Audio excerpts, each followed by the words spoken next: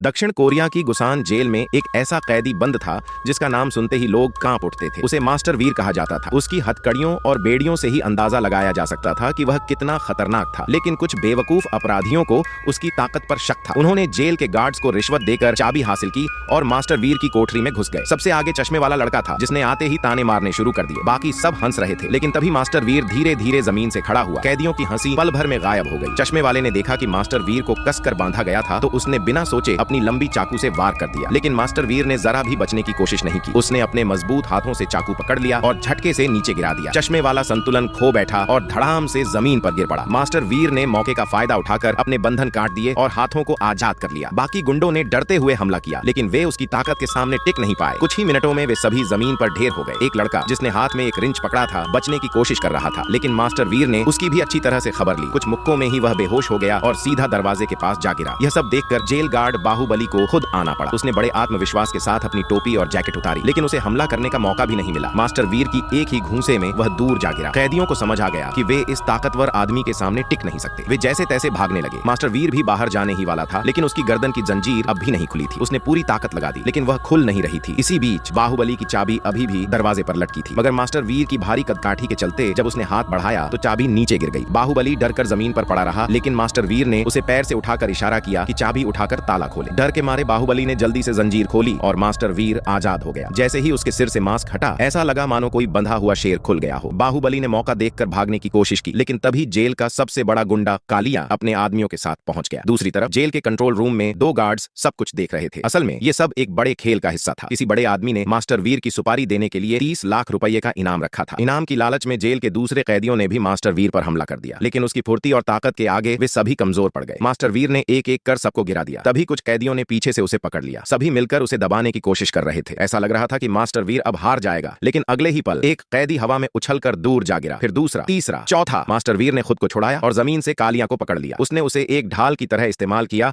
और बाकी कैदियों को धक्का देकर लोहे के दरवाजे से टकरा दिया। फिर उसने कालिया को उठाकर आगे बढ़ाया और पूरी ताकत से उसे बाकी लोगों पर फेंका। इस जोरदार हमले से लोहे का दरवाजा टूट गया और पूरा गलियारा कराहों से भर गया। कंट्रोल रूम में बैठे एक गार्ड ने तय किया कि कैदियों पर भरोसा करना बेकार है, अब उसे खुद बंदूक उठानी पड़ेगी। इधर मास्टर वीर रास्ता खोज ही रहा था कि अचानक दो गोलियों की आवाज आई। कंट्रोल रूम का दरवाजा खुला और मास्टर वीर अंदर आ गया। गार्ड ने जल्दी से सीसीटीवी की रिकॉर्डिंग निकालने की कोशिश की, लेकिन तब तक बहुत देर हो चुकी थी। मास्टर वीर ने पूरी ताकत से हमला किया। रिकॉर्डिंग मशीन से एक टेप बाहर निकली जिस पर लिखा था उस आदमी का नाम जिसने इनाम रखा था। मास्टर वीर ने एक नजर डाली और सब समझ गए।